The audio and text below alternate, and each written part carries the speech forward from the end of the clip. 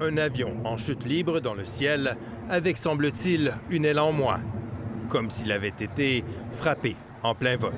L'image s'est propagée sur les réseaux sociaux russes à la vitesse de l'éclair. Sur les débris fumants de l'appareil au sol, l'immatriculation, bien visible, laisse peu de doute.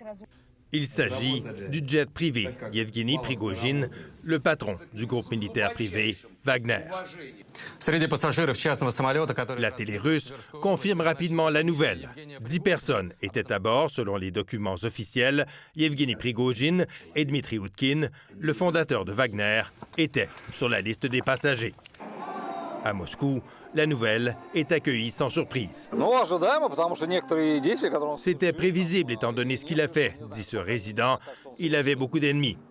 Homme de l'ombre, proche de Vladimir Poutine, Yevgeny Prigojine s'est retrouvé sur les devants de la scène avec l'invasion de l'Ukraine, grâce à son groupe militaire privé Wagner, responsable des rares victoires russes sur le terrain, comme dans la ville de Bakhmout. Mais son franc-parler le met rapidement en conflit avec la hiérarchie militaire qu'il critique régulièrement. Sur les réseaux sociaux, il blâme le ministre de la Défense et le chef d'état-major pour le manque de munitions, responsable, selon lui, de la mort de soldats russes. Le bras de fer culmine le 23 juin dernier lorsqu'il se soulève avec ses hommes contre l'état-major. Il prend le contrôle de la ville russe de Rostov et part en direction de Moscou.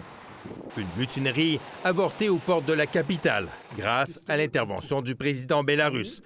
Mais la rébellion fait désordre et surtout nuit à l'image de force et d'unité que veut projeter le Kremlin. Aussi, beaucoup s'étonnaient de voir Yevgeny Prigojine, encore en vie et en liberté, continuer de s'exprimer librement, comme ici, en Afrique, il y a quelques jours.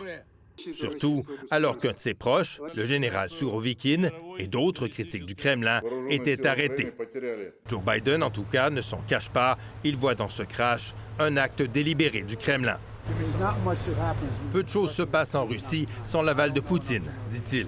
Un Vladimir Poutine qui confiait, il y a quelques années dans une entrevue, être capable de pardonner bien des choses, sauf la trahison.